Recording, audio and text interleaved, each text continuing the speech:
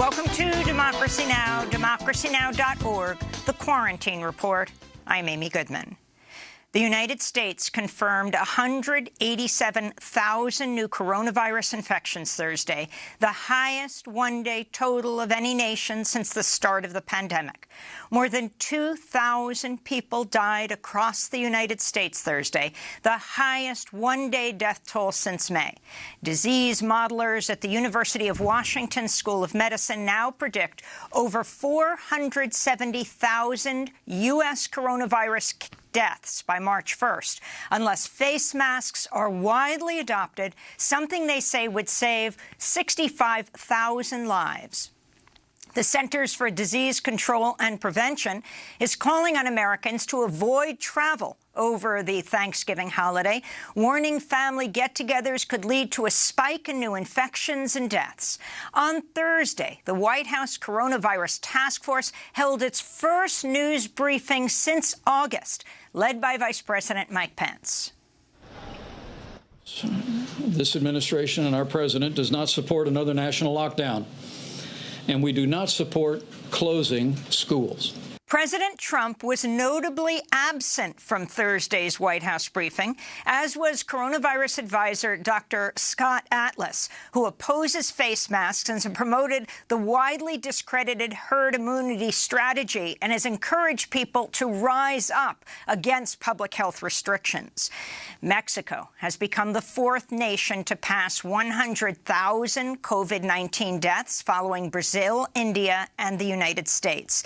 In Honduras, tens of thousands of people who fled hurricanes Iota and Eta have packed overcrowded storm shelters, raising fears of a spike of new infections. Across Europe, hospitals report a shortage of both ICU beds and healthy doctors and nurses to staff them, amid signs that a second wave of COVID-19 is finally slowing due to public health measures that were reintroduced beginning in October.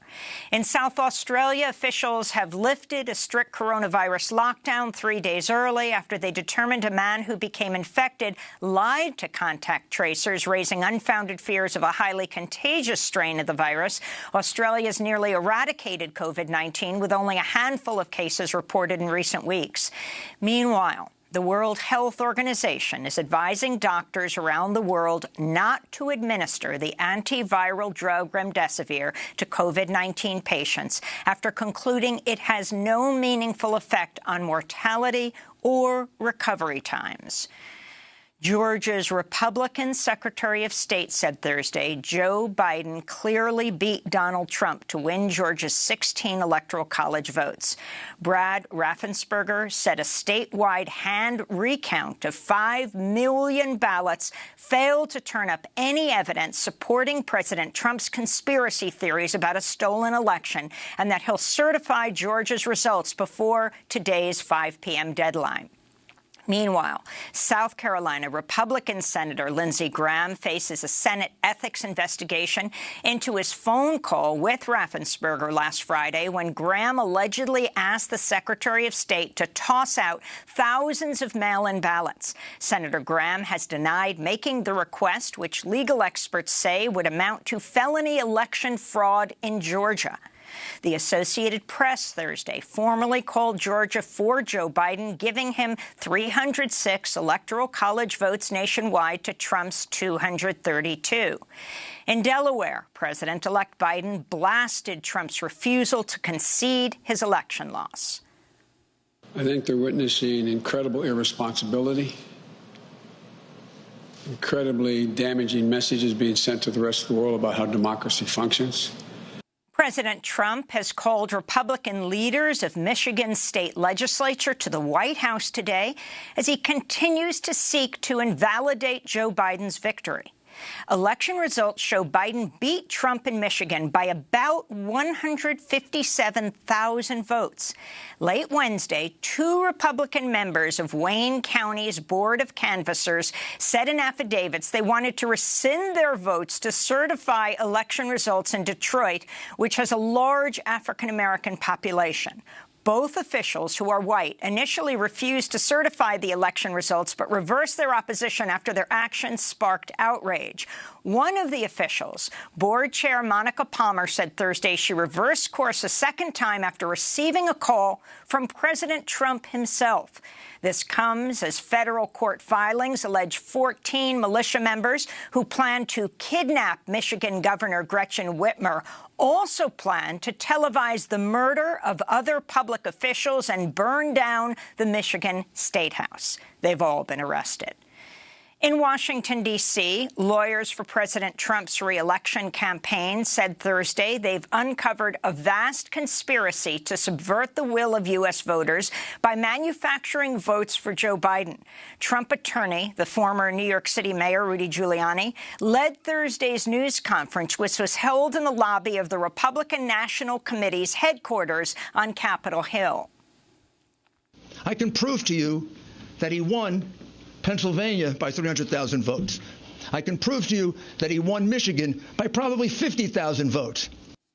Giuliani offered no proof of his claims.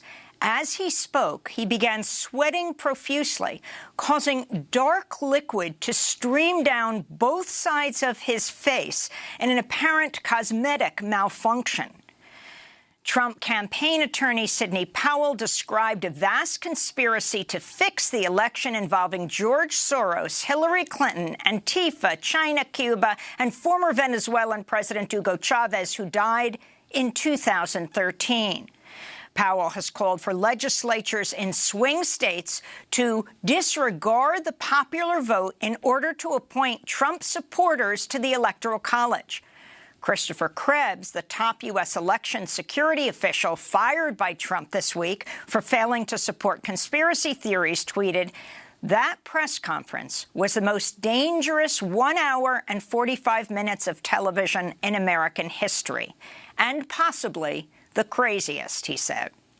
On Thursday, Nebraska Republican Senator Ben Sasse blasted the Trump campaign's efforts, writing, quote, "Rudy and his buddies should not pressure electors to ignore their certification obligations under the statute. We're a nation of laws, not tweets."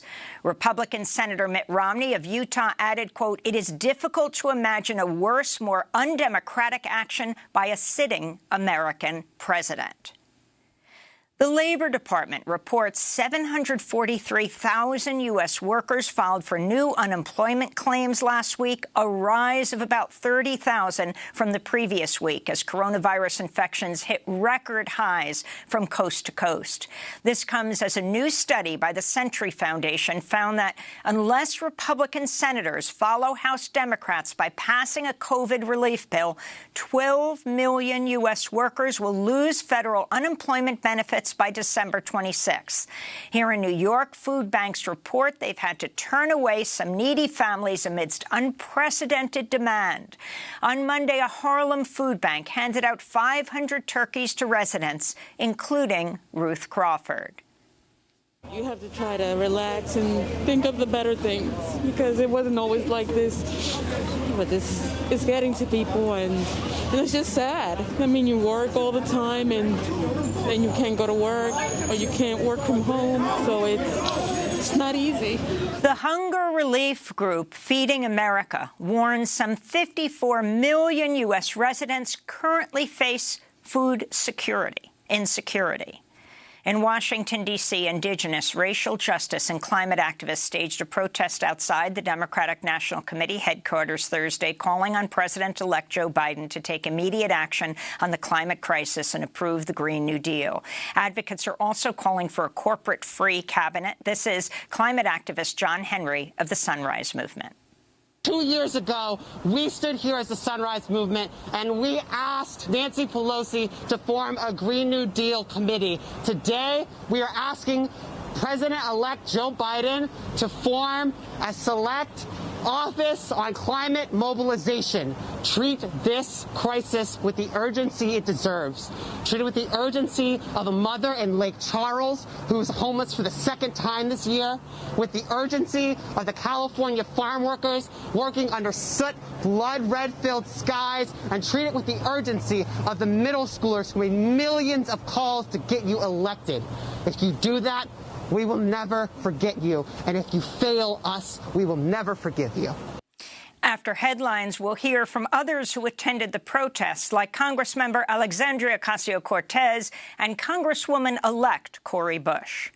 Immigration rights advocates are demanding temporary protective status, or TPS, for refugees from Central American nations devastated by Hurricanes Eta and Iota. The climate crisis fueled back-to-back hurricanes impacted millions, leaving a path of destruction that killed at least 170 people. A spokesperson for the National TPS Alliance said, quote, "There are no shelters for people to go to. Roads are underwater. Hundreds of thousands are displaced. This is what TPS was created for," they said. A federal court in September sided with the Trump administration in its efforts to end TPS for several countries, including Nicaragua and El Salvador, affecting hundreds of thousands of people living in the United States. In related news, a federal court on Wednesday blocked the Trump administration from deporting unaccompanied migrant children under a policy that allowed immigration officials to quickly deport asylum seekers arriving at the U.S.-Mexico border without due process, citing COVID-19. Some 13,000 unaccompanied children have been deported during the pandemic. This comes as immigration rights advocates are demanding the release of 28 children and their families who were placed in expedited deportation proceedings by ICE. Advocates say the families' initial asylum pleas were botched by officials, resulting in the rejection of their credible fear claims. This is Alexa, a girl who was imprisoned by ICE for 11 months. Why did they say children have rights in this country when in this detention center, children don't have rights? It was horrible because I was sick and my mother was sick. And the medical staff there, they did not want to help us. When we were finally released from detention, they discovered my mom had cancer. There was discrimination in this detention center. Immigration officials yelled at us. They treated us less than human. They did horrible things to us in that detention center.